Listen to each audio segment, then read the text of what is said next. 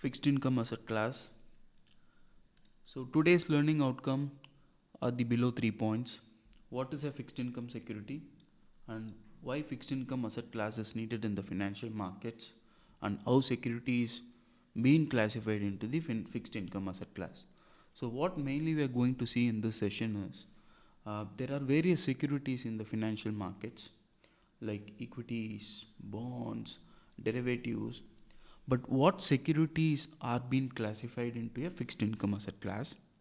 And one of the main thing is what characteristics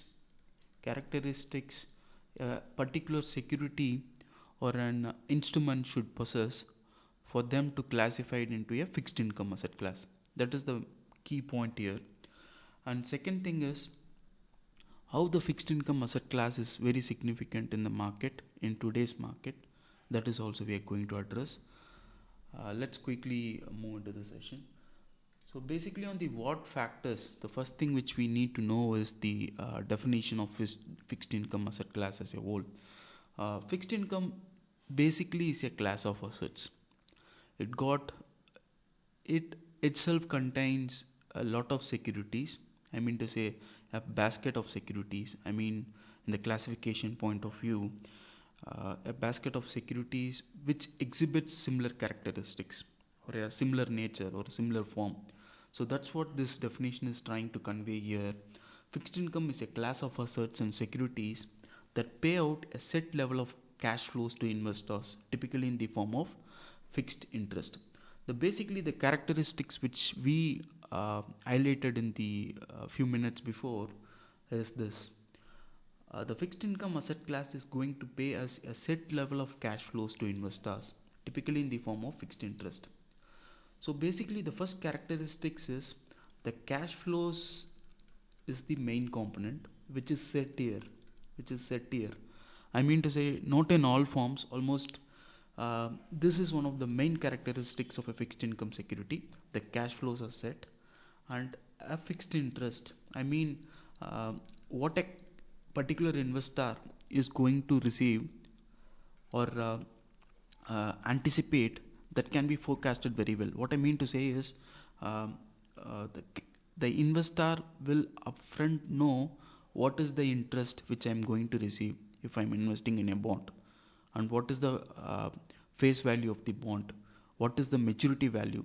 So he can be a very deterministic or very certain about investing in this instrument itself. That is one of the main characteristics.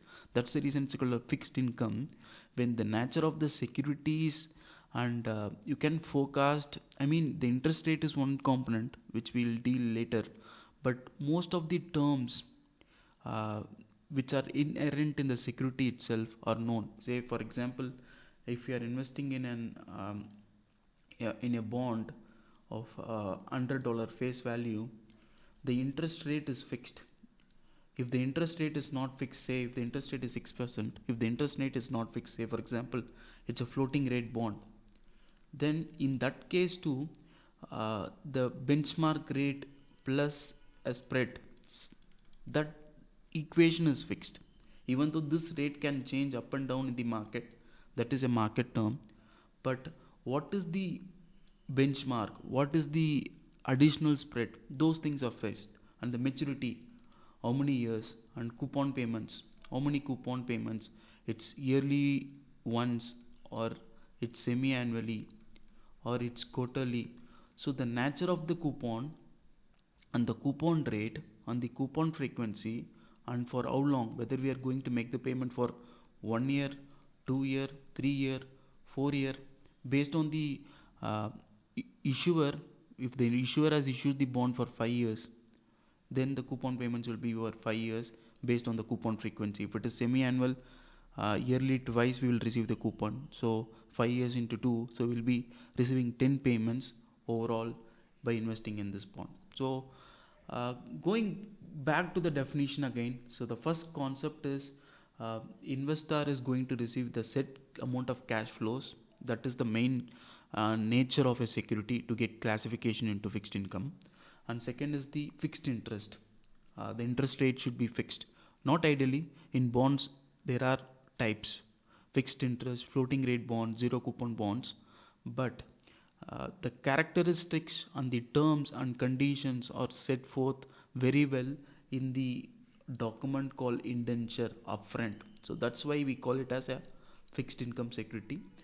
Uh, Now quickly let's see the what factor. What is the now we have seen the what factor. Now quickly see the why factor. Why uh, fixed income asset class is needed. So there should be a logic, right? There are various securities, and various securities are getting classified into various asset classes. Like we have equities, and we have derivatives, and we have a fixed income. But fixed income asset class is huge. Fixed income asset classes plays a predominant role in the financial markets. So why factor? Why we need fixed income? Basically, if we need to run a business, if we need to run a business, we need funds. We need funds actually. So these funds are raised in the market via different forms. I mean to say, it can be raised via equity, or it can be raised via fixed income called as bonds. So what is the nature of the security which the company is going to use to raise money is one of the important component, I would say. It's the important why factor. So one of the main reason why fixed income securities exist is it's due to companies need funds to finance their business operations, to run the business operations. That is the one of the main need here. So that's what we are seeing it here. So we can say companies and governments issue debt securities to raise money to fund day-to-day operations and finance large projects. That is one of the main thing.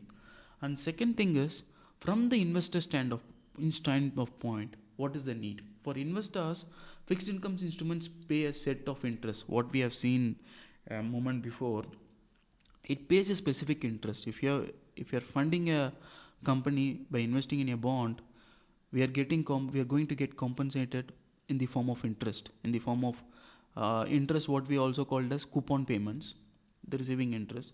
So that's what we are saying. So we are getting a return in the form of interest for lending their money. This is the second point. And third point is, at the maturity date, investors are repaid the original amount they had invested, known as the principal.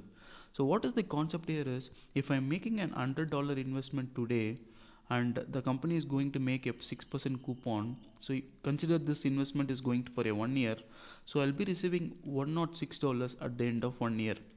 So one of the main characteristics and features, or I would say the deterministic characteristics of bonds is, the characteristics are fixed and you can forecast the cash flows. Consider, and the terms and conditions are set forth very well, so there is a transparency. And also from the company's standpoint, there is an obligation. So fixed income securities is itself an obligation. So if a company is receiving a fund from an investor, I mean to say, if an issuer is receiving funds from the investor, the issuer has an obligation to repay the funds to the investor. So that is why fixed income security, its characteristics of fixed income security is they are secured. I mean to say, they are secured over other instruments. They are safe instruments. Even though there are various instruments which are within fixed income which are risky, but considering a good credit rating, a good bond, that is itself fixed income. In fixed income, it's a good nature of the security. That's what we are trying to say here. Now quickly see about the we have covered what, why, and the third factor, important factor, is how securities are getting classified into fixed income asset class, right? So basically we have seen, so the nature should be fixed, the secured instrument, and the characteristics of instrument should they pay a set amount of cash flows for a certain amount of time. The issuer should lay out the conditions and terms and conditions upfront, the transparent instrument. So these are all the basic characteristics. Now we can quickly look into what and all securities which goes into the fixed income asset class. I mean to say, this asset class is like a basket, and these are all securities. These are all securities, what we call in financial markets. bonds, T-bills, T-notes, T-bonds, preferred stocks. These are all securities. So basically what bonds does is, what we have seen is, bonds pay a fixed amount of cash flows, I mean to say in the form of coupons for an investor, in the same way a certificate of deposits. If you're parking our funds in a checking account or a savings account, we receive in the form of deposits, we receive a frequent coupon and interest, right? That is why we call it as certificate of deposits. And T-bills are bonds which are issued by treasury agencies in US. T-bills, T-notes, T-bonds. T-bills are very shorter term instruments. Maybe the maturity is less than 1 year. And T-notes for maybe 2-3 years. And T-bonds for maturity up to 30 years. The basic reason is, the treasury need funds. If treasury need funds, they issue bonds. If they issue bonds based on the need of funds, if they need for short term, they issue treasury bills. If they need the funds for long term, they issue treasury bonds. That's the basic logic behind it. And one more important and interesting securities which classified into fixed income asset class is preferred stock. We could see here it named stock, why it is getting classified into fixed income asset class. The reason is, preferred stock characteristics are morely like a fixed income security because they pay a fixed amount of dividends in terms of, instead of interest, they pay a fixed amount of dividends. Since the characteristics are same here, so these are getting classified into the fixed income asset class.